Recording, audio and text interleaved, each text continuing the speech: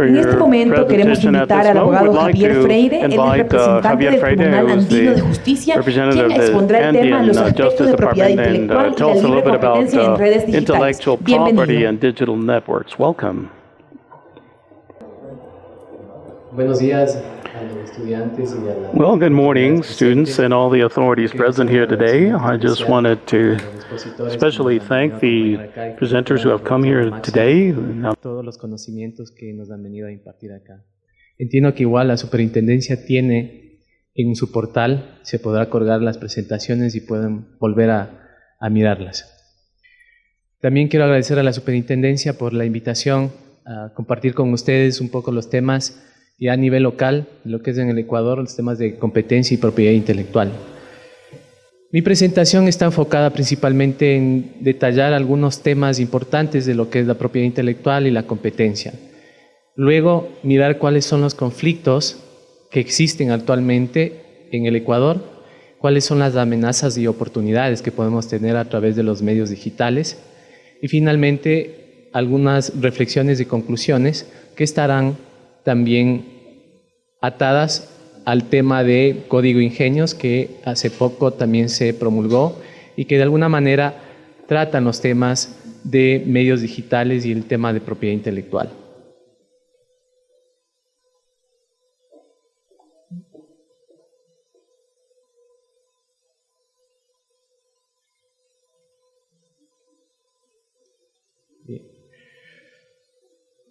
Bien, es importante enmarcar el tema en un estadio histórico importante y un paradigma que es el Internet.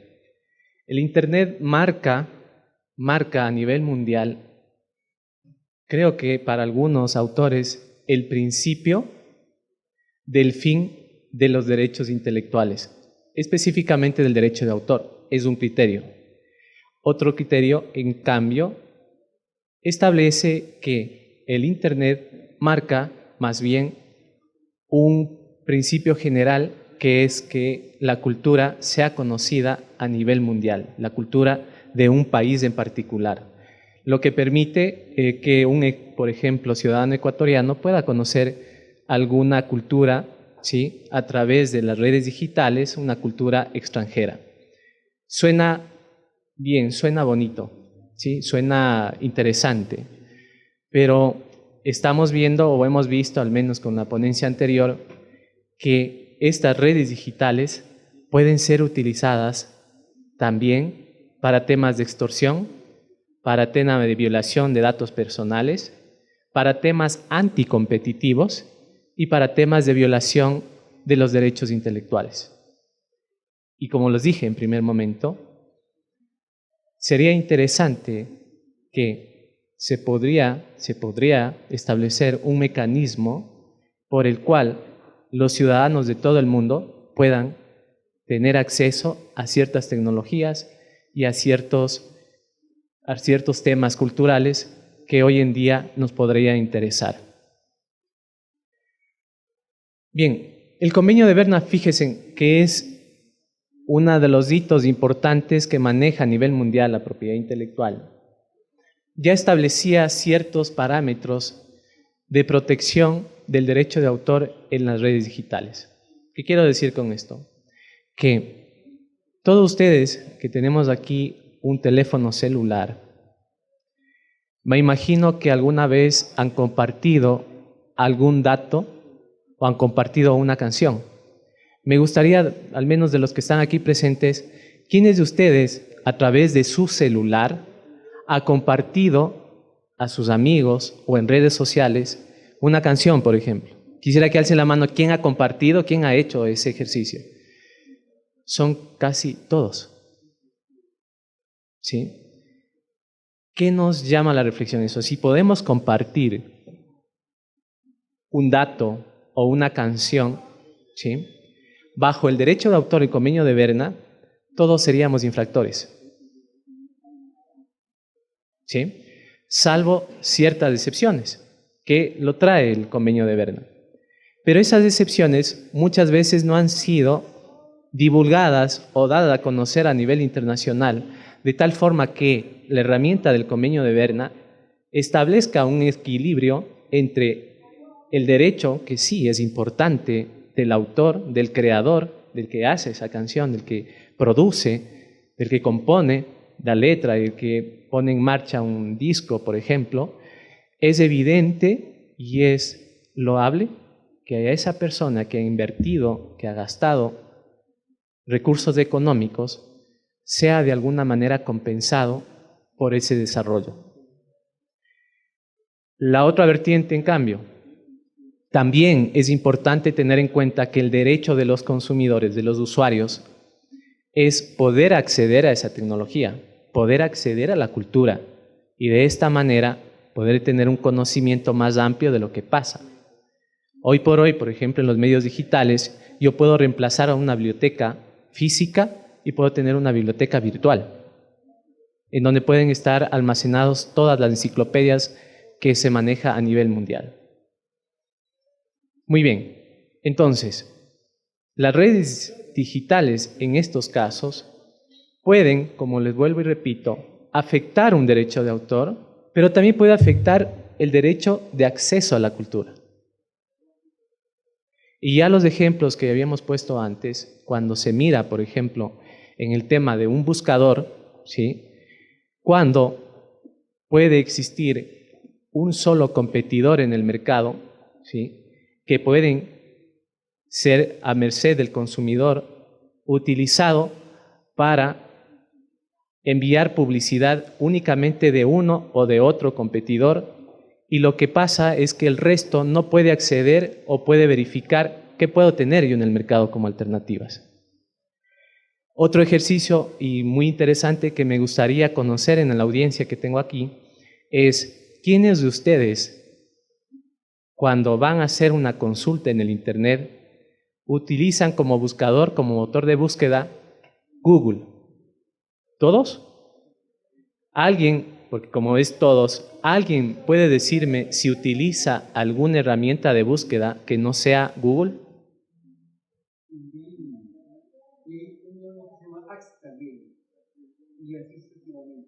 Ok, me imagino que la persona que se encuentra aquí en el auditorio, que es la única que al menos nos ha podido dar alguna otra alternativa de un buscador adicional que pueda ser alternativo a Google, que nos pueda ayudar a buscar otro tipo de información, podamos tener como herramienta de búsqueda. Con este fenómeno, que es tener un solo servidor o un solo buscador en la red, puede dar como consecuencia a que hayan varios actos de competencia desleal e incluso de vulneración a los datos personales como ciudadanos. Ya lo vimos anteriormente con el profesor Thomas, como hay algunos ya casos que se han tratado no solo a nivel europeo, sino a nivel de Estados Unidos. Sin embargo, lo que me gustaría dejarles a ustedes también claro, que cuando hacen una reproducción o comparten información, música, documentos en el Internet, ¿sí?, pueden ser también utilizados para el acceso a la tecnología. Y también pueden tener en cuenta que no habrá una violación al derecho de autor. Para eso el convenio de Berna mismo lo ha dicho, que existe la regla de los 3 pasos. En la regla de los 3 pasos es importante conocer que yo puedo compartir o puedo tener un video musical en mi celular para mi uso propio. En algunos casos lo llaman fair use, la copia privada, es decir, mientras yo lo utilice para beneficio propio, no estaría violentando un derecho de autor. El problema en donde se pueden marcar, cuando yo a través de esa canción comienzo a reproducir masivamente y a partir de eso también puedo lucrar por compartir o arrendar a lo mejor esa canción. Entonces ahí sí habría un problema y estaría violentando una de las 3 reglas, que es la libre explotación de la obra, ¿sí? La primera regla nos dice claramente que es en casos esenciales y especiales, ¿no? Por ejemplo, en el tema educativo. Yo puedo utilizar en una clase, ¿sí? Una obra de un autor, exponerlo, y estoy haciéndolo con fines únicamente educativos. No lo estoy haciendo con un fin lucrativo, ¿sí? Sino únicamente con un fin educativo. Que no se afecte la normal explotación de la obra, como les dije. Si yo puedo compartir una canción en mi hogar, por ejemplo, puede mirar mi hijo, puede mirar mi tía, mi abuela, mi mamá, pues no estoy afectando pues, a la normal explotación de la obra, ¿sí? Como les dije, repito, siempre que se persiga un fin no lucrativo, estaría pues en una excepción al derecho de autor, donde yo no podría pedirle autorización al autor, puedo hacer una utilización libre y sin ningún problema. Y que tampoco se cause un perjuicio directo al autor, que puede ser a la honra del autor, ¿sí? Si yo, por ejemplo, utilizo una obra y mutilo el nombre y le pongo el nombre de otra persona, pues efectivamente estoy atentando contra un derecho moral del autor, que es la paternidad de la obra. La obra siempre va a ser de un autor específico y cuando hago esta mutilación del nombre, pues estoy haciendo algo ilegal y estoy afectando no solo el tema de la explotación, sino también el honor y reputación del autor. No sé si alguien me pide la palabra para las preguntas, no sé si lo podemos hacer al final o lo podemos hacer en este momento. ¿Al final? Sí, por favor, si nos pueden ayudar con las preguntas al final. Bien, un poco ustedes ya conocieron lo que pueden hacer en las redes digitales con un derecho de autor, lo que pueden compartir y hasta dónde no lo pueden hacer. Vamos a ver cuáles son los conflictos que un poco se manejan en cuanto al tema de derecho de autor, por ejemplo, o el tema de patentes.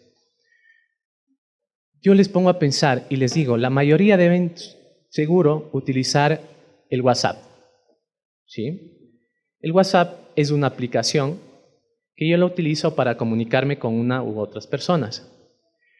Yo les digo, y hace poco existió una noticia en la cual dejó de funcionar, hubo un problema en la red.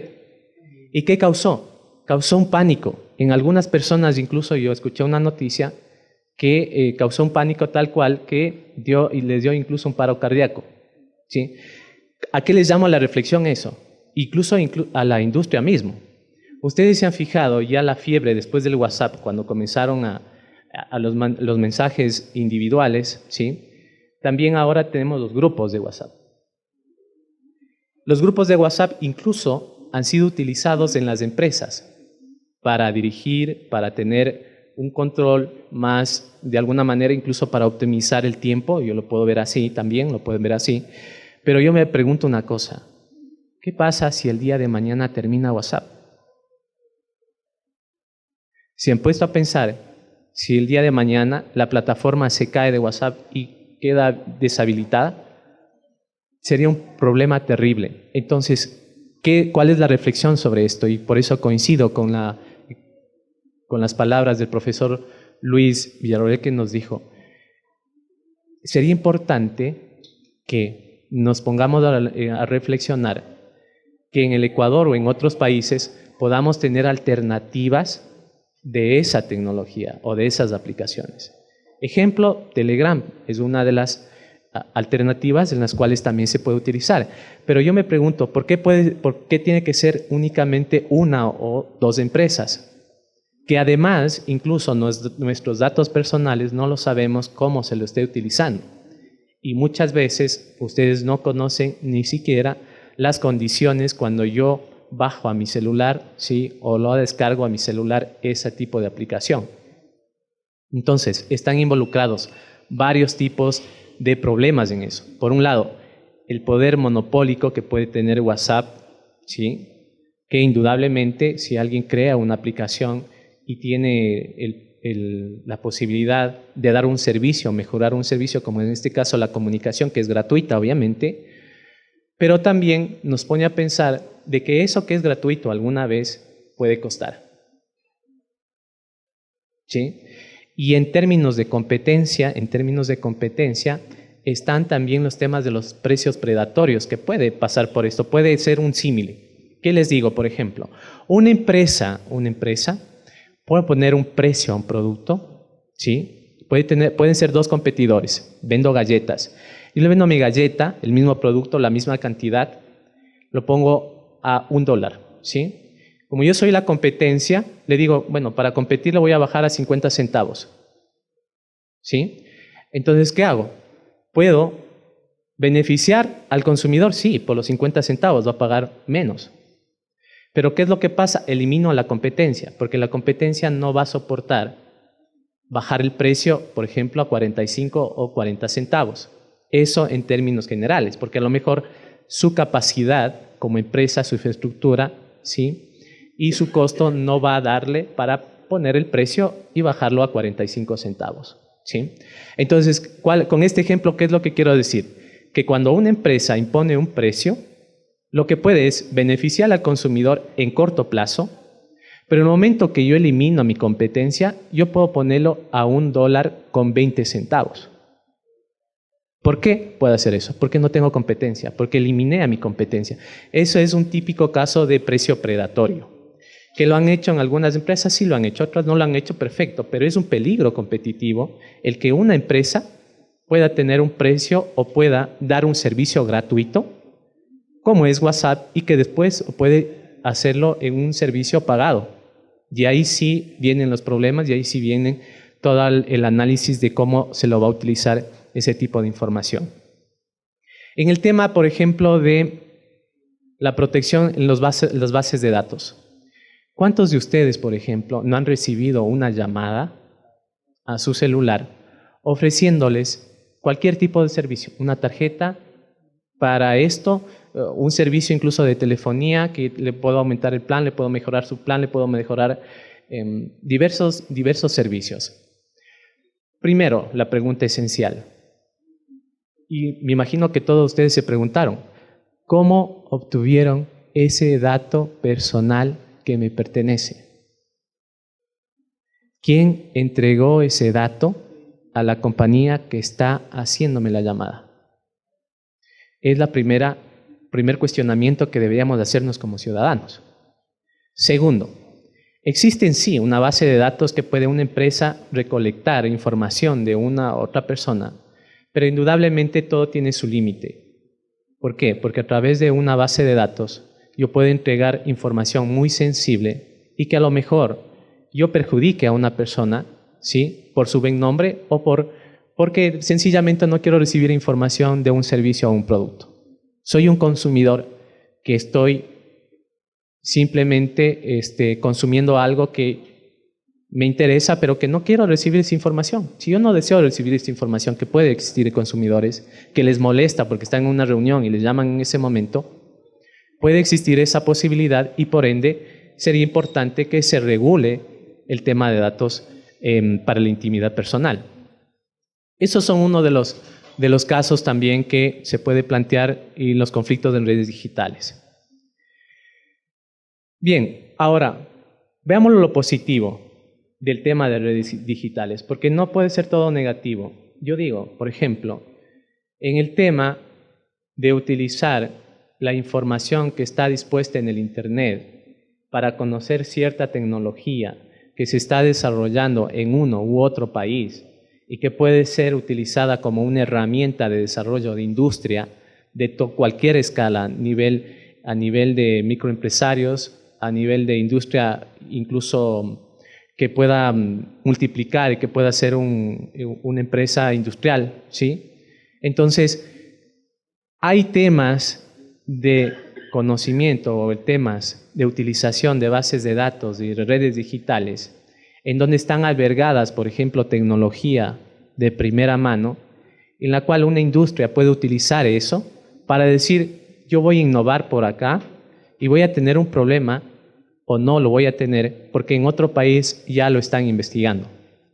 O lo otro, mira, encuentro una tecnología en el Japón en la cual yo en mi empresa tengo la capacidad de asimilarla, mirarla y a lo mejor reproducirla. Pero además puedo mejorarla.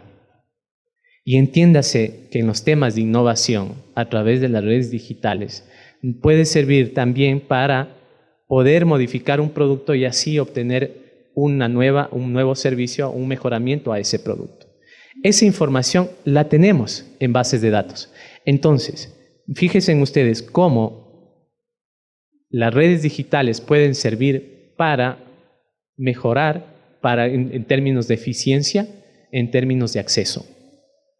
Y ahí es algo importante que también creí que era muy necesario comentarles, que hace poco con la expedición del Código de Ingenios, en el año en 2016, 9 de diciembre, hay algo muy importante que han establecido como una norma el tema de la ingeniería inversa. Bien, ¿qué es ingeniería inversa? Y eso para los estudiantes. Es aquella posibilidad que yo tengo de desagregar tecnológicamente a un producto, mirar qué tiene sus componentes y a partir de eso hacer una réplica. Es decir, yo puedo mirar cómo se lo está fabricando, cómo se lo hizo y yo también puedo a lo mejor reproducirlo, ¿sí? Obviamente va a tener involucrado el tema de derecho de patente y puedo yo de alguna manera mirar si puedo acceder a una licencia de uso, o también hay otro peligro competitivo que puede ser que esa tecnología esté tan saturada que yo no puedo ingresar porque en realidad está patentado hasta lo que se mueve en el celular, ¿sí? El botón. Entonces, si yo quiero hacer una investigación, una mejora de ese proceso, va a estar involucrado una serie de patentes que se llama maraña de patentes y por ende también es un peligro competitivo y por ende también existen normas de competencia que, por ejemplo, me dicen que yo puedo solicitar una licencia voluntaria porque es una tecnología esencial que necesito para poder innovar. Muy bien, entonces, el artículo 134 del Código de Ingenios establece claramente, y claro, obviamente lo deja como una excepción, las actividades de ingeniería inversa, dice, sobre una copia legítimamente obtenida de un software que se realice con el único propósito de lograr la compatibilidad operativa entre programas o para fines de investigación y educación. En este ejemplo ustedes pueden ver de manera técnica cómo se aplica el tema de ingeniería inversa. Lo quería traer porque es importante que esto lo miren los estudiantes de academia y sepan cómo utilizar en el ámbito educativo que yo puedo realizar un tema de ingeniería inversa que no estaría violentando ninguna patente, pero que me sirve para innovar. Y obviamente también esto puede servir para la industria en general. El proceso de ingeniería primero inicia con un prediseño, un diseño básico y un diseño final, ¿sí? Que luego puede ser la multiplicación y construcción de un producto o un prototipo, ¿sí? Yo lo puedo multiplicar, tengo un prototipo y efectivamente tiene éxito en el mercado y lo puedo distribuir masivamente. La ingeniería inversa es, en cambio, lo contrario. Va a lo contrario. Tengo el producto, ¿sí? Que ya está finalizado y hago lo contrario. Comienzo a ver el diseño básico, primero el diseño final, obviamente, que es el prototipo, y después el diseño básico y descomponerlo al prediseño. Entonces, de esa manera se puede tener en cuenta cómo puedo yo utilizar los mecanismos electrónicos y el tema de ingeniería inversa. Finalmente, quisiera dejarles algunas conclusiones del tema de digitalización. Hay algunos temas de derecho de autor, como les dije, que están involucrados. No pienso que sea la idea primordial el desaparecer los derechos intelectuales del derecho de autor, ¿sí? Han habido todos los avances a nivel mundial, pero el derecho de autor no ha desaparecido. Esa es una realidad. Lo que sí es importante conocer es que deberá existir un equilibrio entre los derechos que tienen los autores legítimos y el derecho que también tienen las personas al acervo cultural, a conocer y a poder experimentar más sobre la tecnología. Yo les hago una pregunta, también una reflexión, y que lo estaba comentando también con el profesor Luis Villarroel. En el tema cine,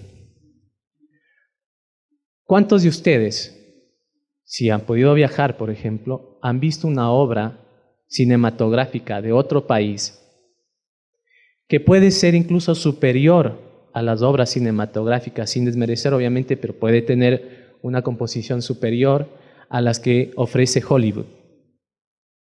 Y que pueden decir, ¿por qué no lo tenemos acá? ¿Por qué en la oferta de cine ecuatoriano, por ejemplo, únicamente o en su mayoría están los productos de Hollywood. ¿Por qué no tenemos otro tipo de películas que puedan estar en otros países? Pues la pregunta que yo les hago es precisamente cómo el tema de las redes digitales y el posicionamiento del derecho de autor a través de eso puede ser perjudicial para uno o para otro. Y sería importante conocer, y en las universidades, el desarrollo, como le dijo el profesor Luis Villarroel.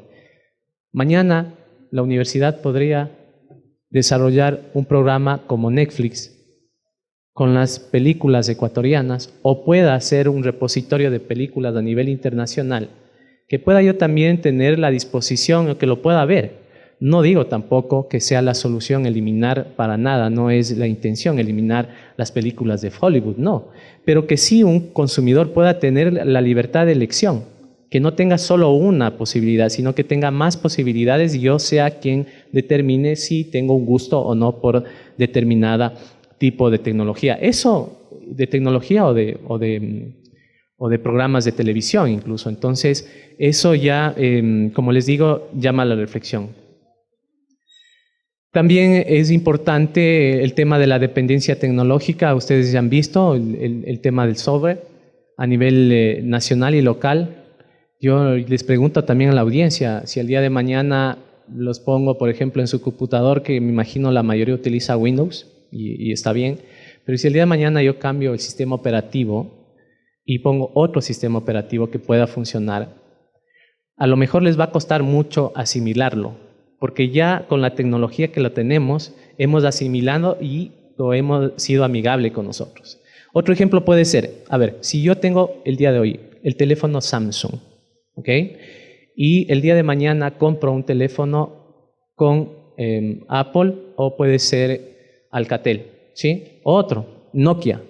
El sistema operativo en los dos celulares puede ser el mismo, pero las aplicaciones distintas y cómo está desagregado, cómo está dispuesto, las aplicaciones pueden tener una u otra. Muchas veces las personas dicen, no, yo con Samsung me quedo y con eso yo ya estoy acostumbrado a esa tecnología, y cuando me ponen otro tipo de tecnología le digo, mira, yo soy de Samsung, no puedo utilizarla. Es más o menos así lo que pasa con Windows. Cuando yo utilizo, por ejemplo, las plataformas de PowerPoint, Word, y si les pongo yo otra tecnología que pueden hacer lo mismo a lo mejor, pues puede generar este tipo de reacciones, ¿sí? Y por eso la dependencia tecnológica. Eso llama a la reflexión también a la universidad, y que podamos tener algunas herramientas para de alguna forma no permitir que haya en este tipo únicamente de servicios únicos y de una sola empresa que prácticamente nos pone el precio que pueda manejar y que no podamos manejar como consumidores de algún momento. Otro tema muy importante, y les dejo como conclusión, ¿por qué las herramientas tecnológicas no han servido también para poner a disposición obras que están en el dominio público? En las cuales yo, por ejemplo, si veo una obra, ¿qué les llamo al dominio público? Una obra literaria, por ejemplo, ¿sí? Llámese de cualquier autor en el Ecuador que sí, que haya muerto y que haya pasado los años, 70 años obviamente, y ya está en el dominio público, es decir, yo la puedo utilizar, la pueda reproducir, obviamente respetando los derechos morales, nunca puedo cambiarle el nombre del autor, ¿sí? Entonces, eso también llama a la reflexión de la universidad. ¿Por qué no hay un repositorio de obras que estén en el dominio público? Es decir, incluso obras huérfanas que ya hayan pasado por el tema del derecho de autor y que yo pueda acceder de manera libre y gratuita y sin ningún problema. Esas son las reflexiones que les dejo para esta materia, y miremos que todo tiene un límite. Abusar del derecho de propiedad intelectual o el derecho antimonopolio también es un problema, y abusar también de las redes digitales para hacer daño a otras personas también es un problema. Entonces, sí es importante que, por un lado, tengamos normas que puedan regular estas cosas, y por otro lado también mirar el tema de la libre expresión de los ciudadanos y ciudadanas. Gracias.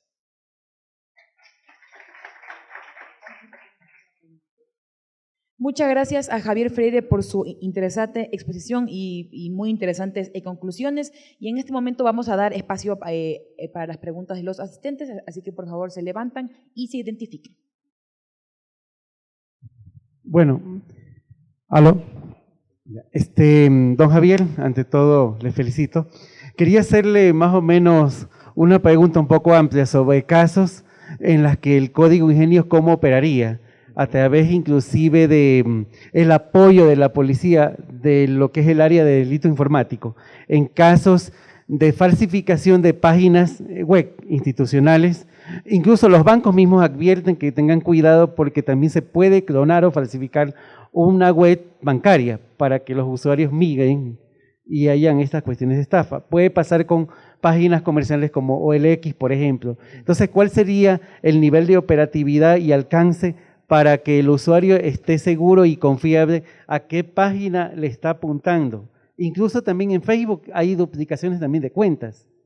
Una vez me hicieron a mí una que yo tuve que advertir a 5.000 usuarios que no confíen en una, que se estaban reproduciendo videos con cuestiones ya, ¿sí me explico? Entonces, ¿cómo operaría en estos casos el código ingenio a nivel de estas coberturas como las que le estoy indicando? Bien. Ahí estamos tratando un poco el tema ya incluso penal. Porque si yo falsifico una marca, por ejemplo, el Código Integral Penal tiene como una sanción, ¿sí? Está siendo como una acción punitiva, ¿sí? Puede estar sometido a la legislación penal. En el tema, por ejemplo, si yo falsifico una marca y me creo una página web con los mismos logotipos, etc., entonces estoy ante un delito. Por otro lado, también en el tema de los datos personales o lo que yo pueda hacer, puede haber un tema de estafa, ¿sí? Un tema de confusión, ¿sí? De estafa, porque me estoy haciendo llegar dinero a lo mejor a través de una página web con la migración. Y por otro lado también está la ley que tenemos acá también que protege los datos personales, ¿sí? Ley de comercio electrónico.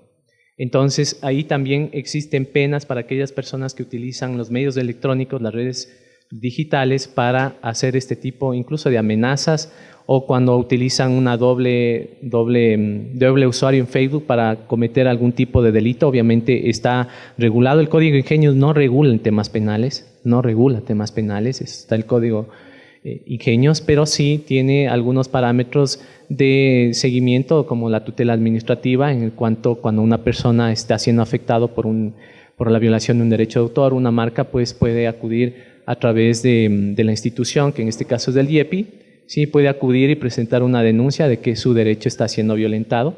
Ahora, como consumidor, tenemos a la superintendencia. Fíjense en ustedes, y esta pregunta es importante para dejarles claro algo.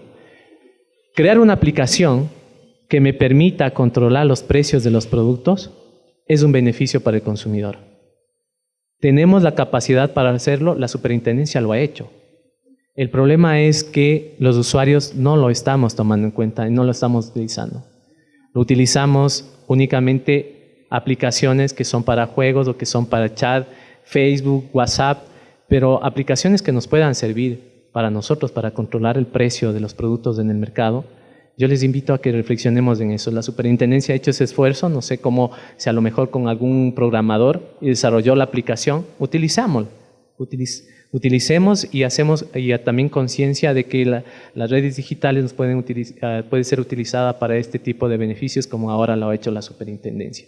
Entonces, para el consumidor puede tener esa posibilidad de demandar ante la Defensoría del Pueblo como consumidor, ante la superintendencia si hay una práctica desleal, ¿sí? Que afecta al interés general, o también ante el Instituto Ecuatoriano de la Propiedad Intelectual, dependiendo cuál sea la magnitud del problema y dependiendo cuál sea específicamente el problema que tenemos a través de las redes digitales.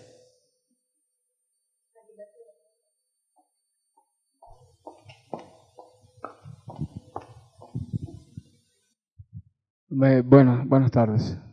Una preguntita que me quedó con duda. Tú habías dicho que por el derecho de autor yo puedo reproducir o puedo enviar y compartir algunas cosas, videos, música, por decir algo. y yo no estoy violando el Código de Derechos de Autor siempre y cuando yo no lo esté utilizando con fines de lucro, por decir algo.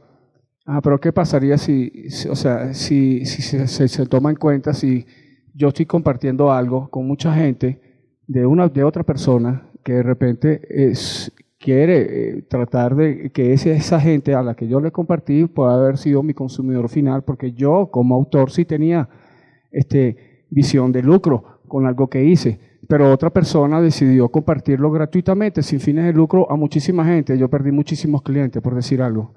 Eso no podría ser algo de derechos de autor, o sea, no sé, una ley de derechos de autor o algo. O sea, yo estoy compartiendo algo, ok, es cierto, no tengo derecho, no estoy lucrándome por eso, pero estoy perjudicando al autor.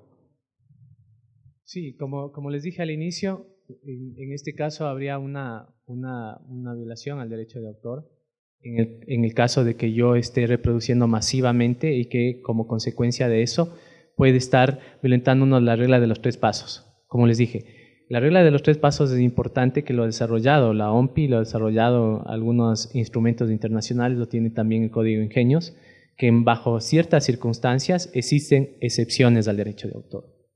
¿Ok? Pero todo va a tener un límite y va a ser caso por caso también. Va a ser caso por caso analizado.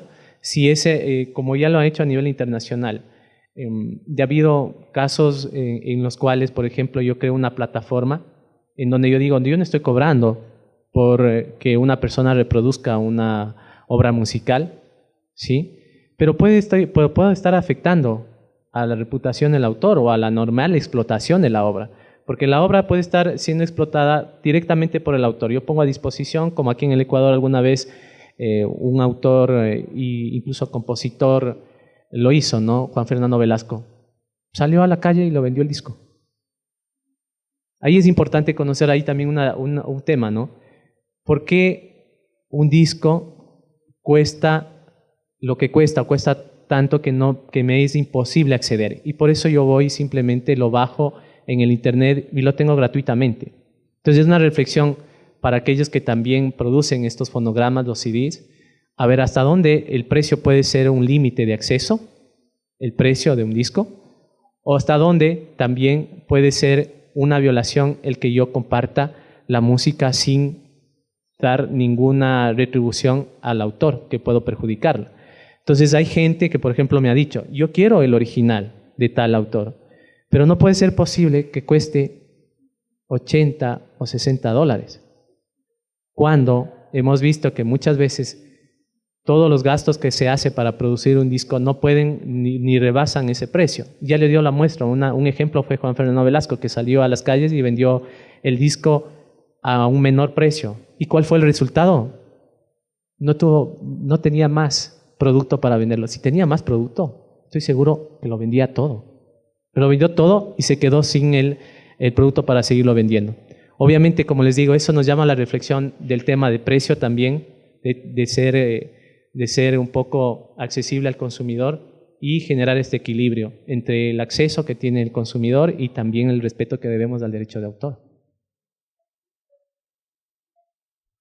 Disculpa, porque tenía 2 preguntas y se me olvidó la otra.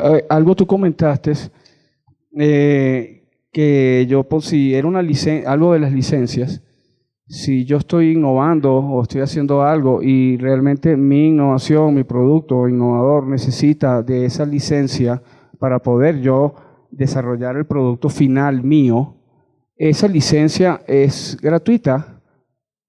O sea, yo para poder desarrollar mi producto final y necesito una patente o una licencia que ya está como esencial para que realmente el producto final tenga resultado y sea se pueda acceder a esa patente o a esa licencia gratuitamente. Sí, miren. Como parte de la fábrica. Es importante ahí, y me vale la pregunta para dejar claro algo. Cuando yo desarrollo una tecnología, sí, puede partir de cero, ¿sí? Esa tecnología va a tener una protección que se llama patente. Esa patente va a tener 20 años de protección. Pero ojo, esos 20 años de protección están limitados. El momento que pasan los 20 años, la primera cosa, ya pasa al dominio público. Yo no necesito pedirle ninguna licencia. Por eso es el contrato que hace el Estado. Es una especie de contrato. Dice, mire, yo Estado te doy a ti, inventor, 20 años para que puedas recuperar lo que gastaste en el desarrollo de esa tecnología. Pero digo, ¿a cambio de qué? El Estado dice, ¿a cambio de qué? A cambio de que cuando pasen los 20 años, esa tecnología pase al dominio público. ¿Ok? Pasa al dominio público, eso significa, para contestar la pregunta, que yo no necesito ninguna licencia. Primero, ¿qué pasa si tiene una patente y yo necesito esa tecnología para desarrollar la mía? ¿Sí? Puede haber, y existen casos de facilidades esenciales. Esa tecnología puede ser tan esencial para desarrollar mi producto que yo puedo solicitar a la oficina de competencia que esa tecnología esté liberada, se lo libere o pueda tener una licencia voluntaria o abierta. Yo puedo conversar incluso directamente con el desarrollador de esa tecnología, decir, mire, yo necesito esa tecnología para desarrollar la mía, no estoy haciendo la suya, sino que necesito pasar por ahí, es obligatorio el paso por esa tecnología para desarrollar la mía. Ok, ¿puedo entablar una negociación? Pues voy a pagarle una licencia, ¿sí? Pero hay casos en los cuales las empresas se niegan. Dicen, yo no te voy a dar la tecnología. Voy una segunda vez, tercera vez, insisto, y puede eso ser tratado como un acto de competencia desleal, un acto monopólico que puede ser contrario a la competencia y efectivamente tanto la Ley Orgánica de Regulación y Control del Poder Mercado del Ecuador tiene establecido que si hay un abuso de propiedad intelectual, como puede ser este caso, puede ser sancionado por la ley antimonopolio. Y eso, eso lo tiene el Ecuador. Hasta el momento yo no he visto casos que hayan existido, pero a nivel internacional existen. Existen licencias voluntarias, ha tenido que ceder, ciertas empresas han tenido que ceder su tecnología, ¿sí? Porque han cometido un acto de competencia desleal. Y de esta manera, pues, se genera un poco el tema de las medidas tecnológicas que pueden ser de uso esencial. Que yo creo que ella es un poco más difícil en tecnología, justamente, tecnología de la información, XY, licencia de alguna parte de algún software esencial que haga algo que otra plataforma necesite utilizar eso que está en el mercado o tiene algún precio de licencia, y para yo poderlo fabricar, la innovación mía la necesito. Juro, sí, hay que negociar con esa persona. No hay leyes que, bueno, yo puedo demostrar, mira, esto es esencial para mí y poder tener esa licencia gratuita. No hay eso, ¿verdad? No. Pregunto.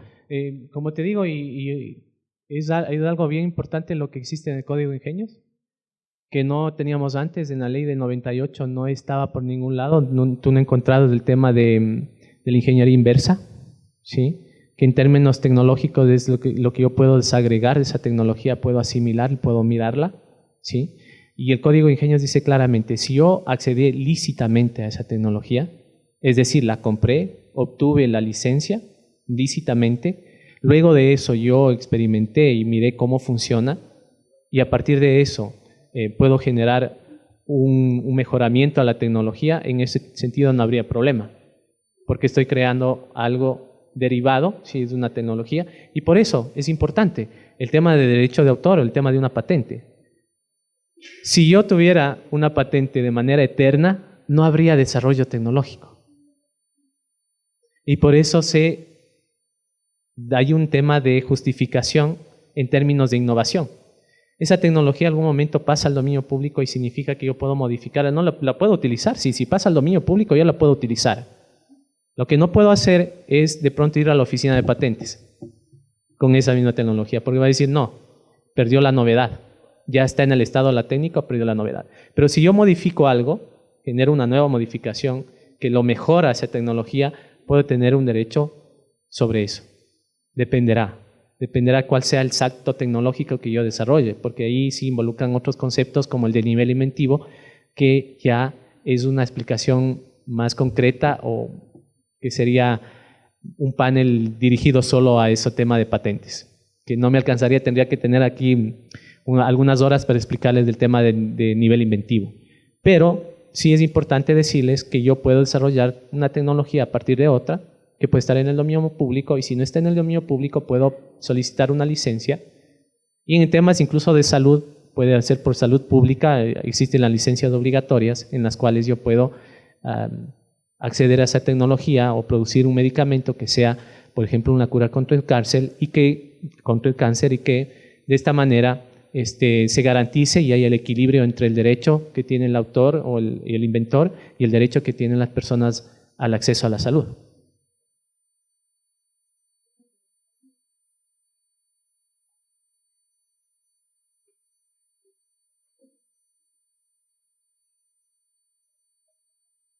Preguntas de una sola. La primera era sobre YouTube. Por ejemplo, en YouTube nosotros hay un derecho de autor en la cual, por ejemplo, subimos videos. Pero hay, por ejemplo, en las parodias, no entiendo por qué le dan el derecho a una persona para que pueda denunciar que ese video está, como se dice, utilizado para otro fin. La otra es también que, por ejemplo, cuando fui ¿cómo se podría decir? A una charla en Google, también estuvieron comentando sobre de la información que nosotros subimos a las nubes, que en eso a un futuro sí se va a convertir como una forma de negocio. Es decir, nosotros todos los trabajos académicos que nosotros subimos, toda la información se está convirtiendo en otros países, porque ellos como nos comentaban que segmentan mercados de lo que nosotros subimos aquí, lo publican en otros países, sin derecho que nosotros podamos evidenciarlos aquí en nuestro país, que están siendo publicados. Y otra también me pareció interesante de la información de que usted comentó sobre de la app de los mercados que están, o sea, de los precios para los mercados. Bueno, en mi conocimiento yo no tenía conocimiento alguno. Y cuando yo he ido a los mercados, a los centros comerciales, también se ha podido evidenciar que hay personas que se quejan mucho y hay personas que no, o sea, no están al tanto más en todo lo que es en amas de casa. Entonces, yo sí le hubiera exigido que se le haga más publicidad en ese ámbito. Bien, voy a iniciar por el final. El tema del control, miren, el tema del control de precios a nivel, no solo de Ecuador, digo a nivel mundial. Yo puedo ir a un supermercado y en una semana encontrar la variación del precio y en este caso podría existir, sí, un acto que puede ser contrario a la competencia, ¿sí? Puede ser que esa variación de precio obedezca a eliminar un competidor del mercado y por otro lado a que el consumidor ecuatoriano no está acostumbrado a plantear una denuncia o queja sobre eso. Entonces, esa cultura, felizmente creo, ha ido cambiando. Ha ido cambiando porque ya existen comités de usuarios que ha formado la superintendencia, existen ya personas, existen aplicaciones, tienen todo, tienen acceso incluso a través de una línea telefónica a la superintendencia donde pueden llegar sus quejas, ¿sí? Y se hace un seguimiento, pero la responsabilidad es compartida.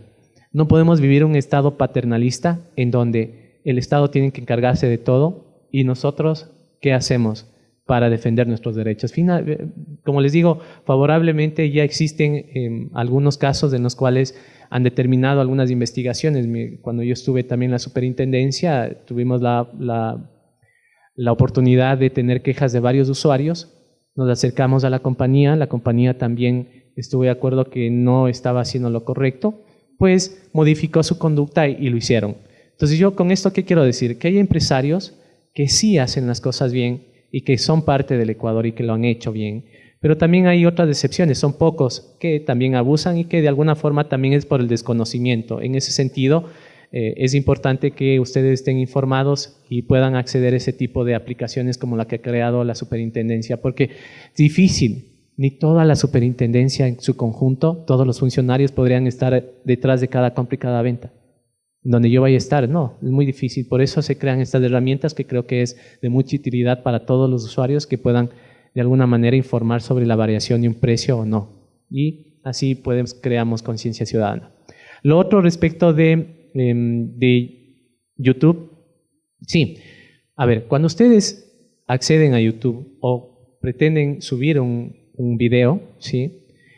Van a tener, y eso también es lo que nos decía el profesor Luis Virol, pocos nos detenemos a ver las condiciones del contrato o las condiciones que yo tengo para subir el video, ¿sí? Y muchas veces se suben videos que pueden atentar a la moral, incluso pueden atentar al prestigio de una persona. De lo que yo tengo entendido, incluso Yahoo tiene establecido algunos parámetros de defensa en contra de personas que puedan atentar en contra de uno u otro. Que no es tan expedito, no es tan expedito, pero en todo caso existen esas herramientas. Lo otro es también la utilización de esos videos, ¿sí? Porque yo les digo, a ver, les pongo en el lado del consumidor o el que está haciendo un creador. Si yo subo un video que puede ser catalogado como un video que puede tener algo de creación, ¿sí? Eso ya es un derecho de autor. Y ustedes, no sé si lo leyeron, si esto es ya de propiedad de YouTube o sigue siendo propiedad nuestra. Sí es importante mirar todo eso. Y otra cosa que está pasando también en YouTube y que ya eso está incluso en las cortes internacionales, lo que ustedes han visto es la utilización del remix, ¿sí? Yo utilizo partes de videos musicales, parte de la música y hago una conjunción de una obra derivada, sería en este caso, ¿sí? De la obra general a una obra derivada. Entonces sí está en discusión si eso puede violentar o no un derecho de autor, o si es parte del fair use o de la copia privada, lo que yo puedo acceder y tener un fragmento de la obra que no es una violación a un derecho de autor. Sí, son cuestiones interesantes que es importante que ustedes la conozcan y que podamos discutir y que podamos seguir discutiendo más adelante. Si ustedes quieren también está abierta la posibilidad. Finalmente les dejo ahí mi correo para que puedan preguntarme cualquier tipo relacionados con competencia desleal y libre competencia y propiedad intelectual. Gracias.